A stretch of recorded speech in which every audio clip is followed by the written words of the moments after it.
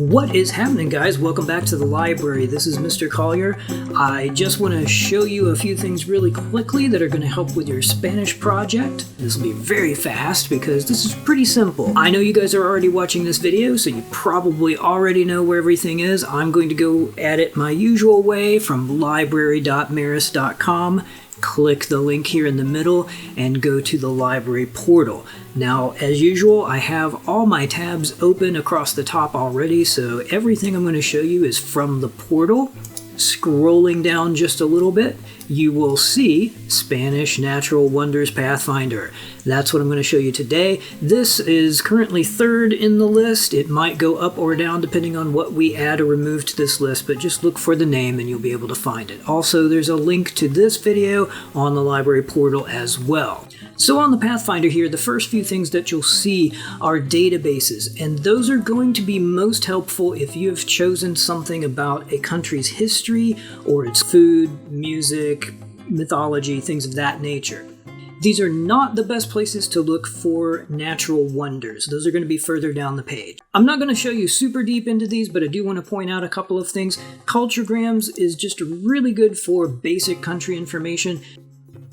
You do have to log in, but the passwords are right there on the Pathfinder. I do want to point out that you're going to use the World Edition, the big blue box here. You can choose your country from the drop-down box here, or you can click on the map and then choose your country from the map itself.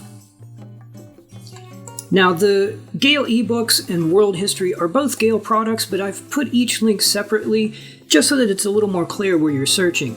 Gale ebooks, you can use the basic search up here, but I highly recommend looking at the collections here on the side. If you're doing something like music, look under arts, and if you're doing something like food or history, look under nation and world. I'm going to use that as my example.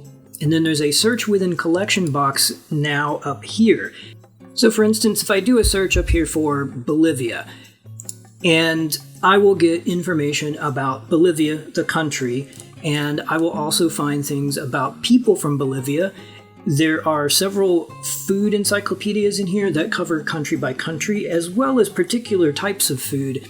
And then further along here, we've got holidays, and then further down, we've got mythology, somewhere down here. There we go. Gods and goddesses. So depending on what you're after, you'll want to be looking for the appropriate type of book. The other Gale database that's going to be really useful is World History. And this is a little bit different. I do want to point out that I can do the same search in here on Bolivia, and I will get a ton of material. I can focus that with doing Bolivia and mythology if I wanted to, but what I find actually works a little bit better is once I'm in the section on the country that I want, is to go over here on the right and use this search within box. And that then opens up a hidden search box where I can type in something like mythology and do that search within the context of Bolivia to focus in on what I want. And you'll see that I've narrowed down my results quite a bit here. Keep in mind that this is going to cover a wide range of materials. It's going to cover magazines and books and newspapers and all kinds of stuff. So you're going to get a lot of material in here. So be patient with it as you're scrolling through, and be sure to look at all of the titles before you just pass this off as irrelevant. This is also an excellent place to look if you have a particular person in mind. So if I wanted to do a search for Pablo Picasso, I could do that in here as well. In World Book, once you sign in, you can search for your country right here in the search box. And once the results come up, choose the article about your country from there. World Book will be very useful with pictures of your country, maps, and geographical information in the section about geography down here.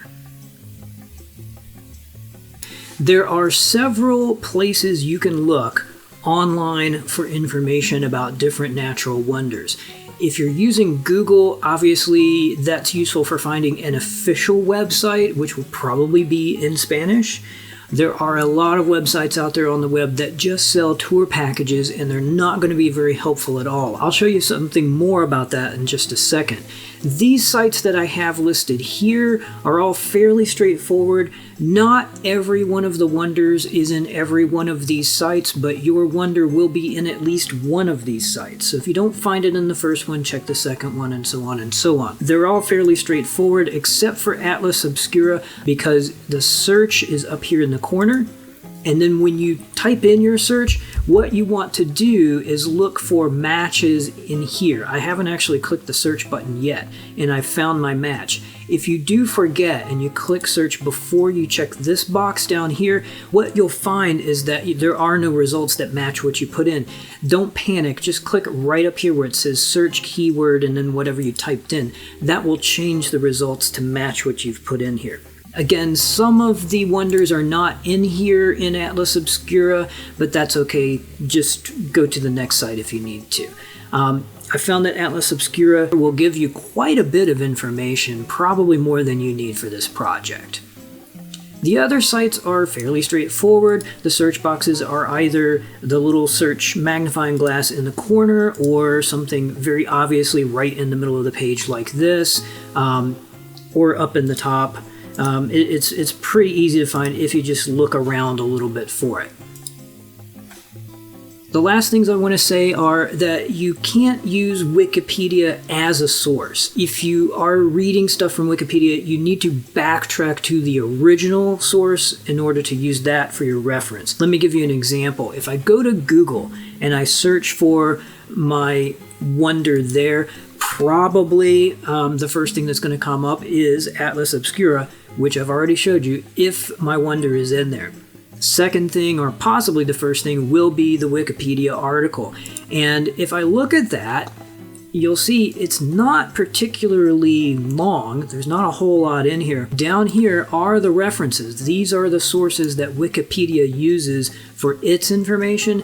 These are the places where you want to get your information. And you'll notice that one of them is Atlas Obscura, which I've already linked to on the Pathfinder. And you can use the other sources here to get additional information if you need to. And I'm going to back up one. A lot of the sites I've linked to will have great pictures that you can use. If you do want to use Google Images, you really should be looking for pictures that are public domain or Creative Commons. What you can do is click on Tools over here on the right, and then under usage rights, look for labeled for reuse. And that can be with modification or commercial. It doesn't really matter. I think this one is the least restrictive. And you'll see there's still plenty of pictures here. Things that come from Wikimedia, Wikimedia with an M, not Wikipedia with a P, are all labeled for public domain use. So you're welcome to use those. I will say that any pictures that you get, you do need to put a caption under them to say where you found them. So if you use this picture here, underneath it in your PowerPoint, make sure to put a little caption that says whoever the photographer's name is and that it came from Wikimedia Commons. And like I said, that is it. Pretty simple. If you have questions, you can email me at any time. You can try me on my Google Meet. I'm there most of the school day. And that's it from me today. You guys stay healthy, and I will talk to you later.